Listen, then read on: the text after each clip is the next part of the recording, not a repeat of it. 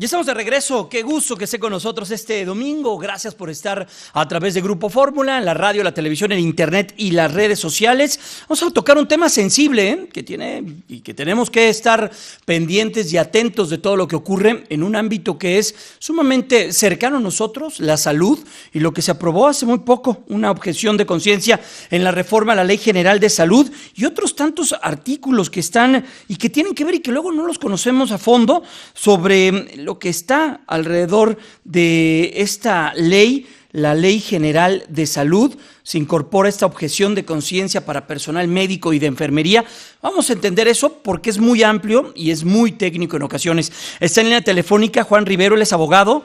¿Cómo estás, Juan? Mucho gusto, muy buenos días. Jaime.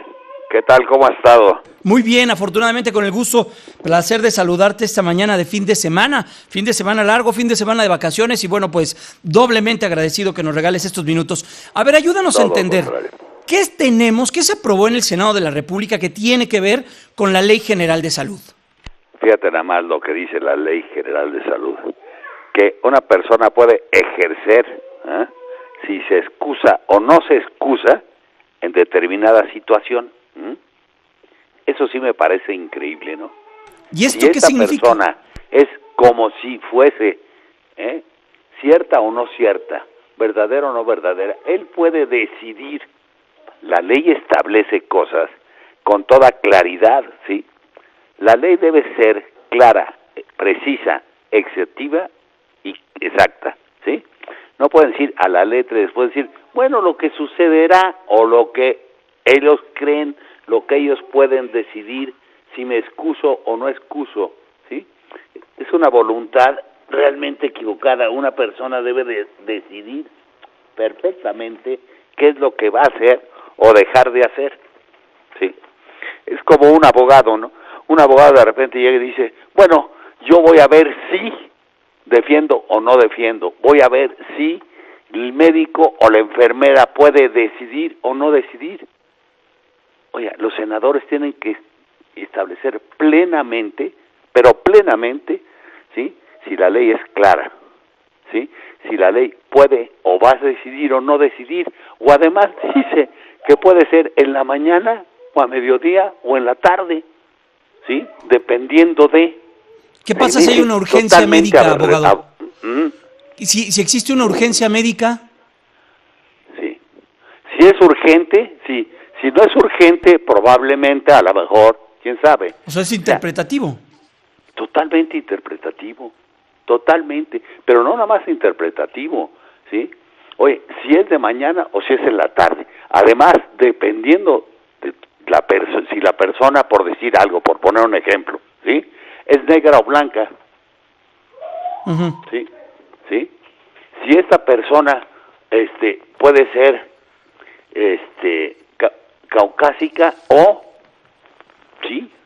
O de diferente color, entonces sí voy a intervenir, ¿sí? Si una persona tiene diferente complexión, va a decidir o no decidir. ¿Quién? ¿El médico o la enfermera? Bueno, de veras es aberrante. No es posible que el Senado aplique una ley de ese tamaño, si es de día o si no es de día, si es urgente o no es urgente. ¿Cómo va a saber un médico si es urgente o no urgente? El médico tiene la obligación de atender definitivamente a una persona. A ver, yo tengo un dolor en el estómago. ¿Qué puede ser ese dolor? ¿Sí? Ese dolor puede expresarse de totalmente diferentes, ¿no? Abogado, esto tomó mayor relevancia con el tema que tiene que ver con las mujeres y su derecho a decidir en el tema particularmente con lo del aborto. También ahí se levantó un debate importante. En ese rubro o en esa vertiente de esta ley, ¿qué nos podría comentar? Igual, el aborto, ¿sí? Cuando una persona está embarazada, oiga, tiene que precisar absolutamente todo, pero otro problema más grave, en la Ciudad de México, ¿sí? Está establecido. En Toluca no. En el Estado de México no. Entonces una persona, si va caminando, ¿sí? Y cambia del Estado de México a la Ciudad de México, entonces puede ser delito o puede ser no delito. Es más, hay muchas mujeres que dicen, bueno, ¿sabes qué? Me voy a ir a la Ciudad de México. Y entonces en la Ciudad de México sí está permitido, en el Estado de México ya no. También dependiendo de la edad, ¿sí? Si esta persona es de cierta edad, o si es mucho más joven, o si es por primera vez un embarazo, sin precisar un peritaje. También incluso en la Ciudad de México, ¿a poco están los peritos viendo edad, modo, tiempo, circunstancia? Es absolutamente falso, ¿sí? O sea, tienen que llegar los peritos y decir, e incluso decirle que si es su voluntad o no es su voluntad producir un aborto, ¿sí? La mamá o el papá o el hermano, oye, ¿sabes qué? Esto está pésimamente mal, tienes que abortar sin voluntad propia, dependiendo de la edad, de lo que la mujer decide o no decide. Hijos, tanto en el Estado de México como en la Ciudad de México, verdaderamente me parece una aberración. Entonces, estamos platicando con el abogado Juan Rivero. ¿Usted vería como una regresión o como un paso hacia atrás esta reforma a la Ley General de Salud? Totalmente. Es un paso hacia atrás, pero no más es un paso atrás, ¿sí? Sino otra vez entender la voluntad que una persona quiere o no quiere, no que el médico decida o no decida. O sea, tiene que hacer una serie de peritajes plenamente establecidos para decir, oye, ahora sí se puede o no hacer, pero por una voluntad propia, no porque, pues, ¿sabe qué? En este momento sí, en el otro momento no, ¿sí? Imagínese nada más, imagínate. Veíamos... o ese asunto tiene que llegar hasta la Suprema Corte para establecer eso. De hecho... Entonces, ¿para qué sirven ellos?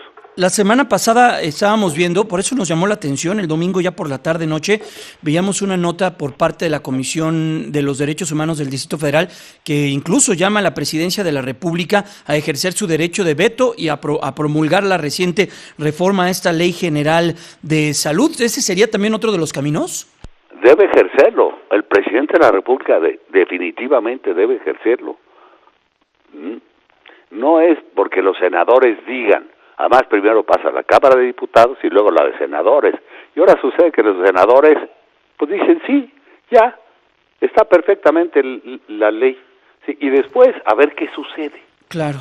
Oiga, abogado, en el tema de lo que hemos visto en otros países, cuando el derecho a morir pues de manera pues, tranquila, pacífica, y cuando pues las cosas... veamos que ya no tienen ya no hay marcha atrás. Ahí México, ¿en dónde está parado? ¿Dónde estamos parados nosotros como personas que pues, en algún momento algún familiar o nosotros mismos vamos a tener o poder tener ese derecho de decidir cómo morir? ¿Eso podría hacer, se puede hacer aquí en México hoy?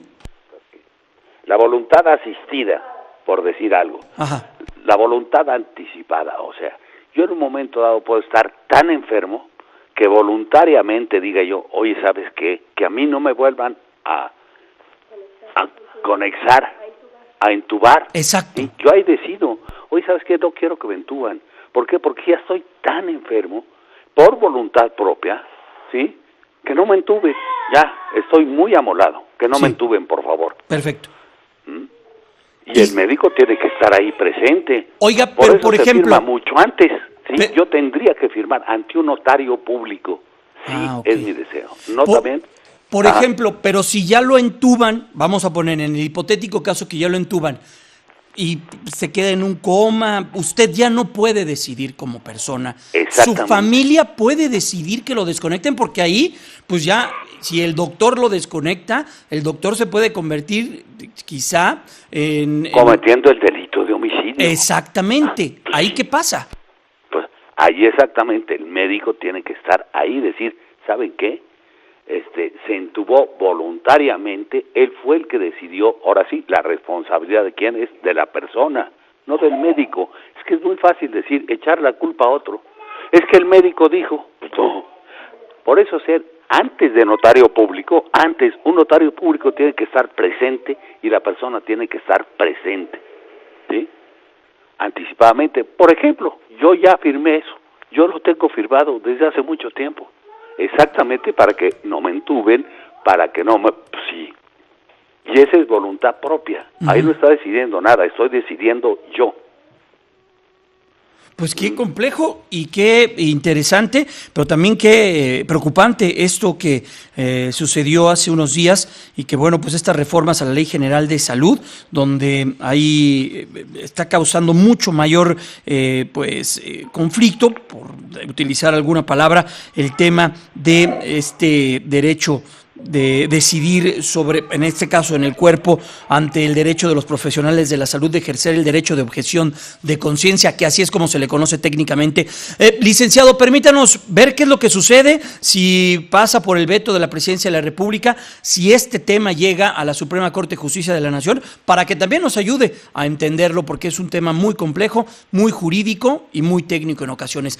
Abogado, muchas gracias, muy buenos días, extraordinario fin de semana. Gracias. Un abrazo. Que esté muy bien. Es el abogado Juan Rivero con este tema de la reforma a la Ley General de Salud. Bueno, pues ya lo escuchó, y la Comisión de los Derechos Humanos, lo comentábamos, del Distrito Federal llama a la Presidencia de la República a vetar esta ley, a vetar y a que no se promulgue esta ley. Y bueno, pues ya lo decía también el abogado, otro de los caminos podría ser también la Suprema Corte de Justicia de la Nación. Vamos a ir a una pausa comercial, son ya las 8:41, casi con 42 minutos, es el tiempo del centro del país. Estamos de vuelta, estamos en vivo aquí en Grupo Fórmula, volvemos.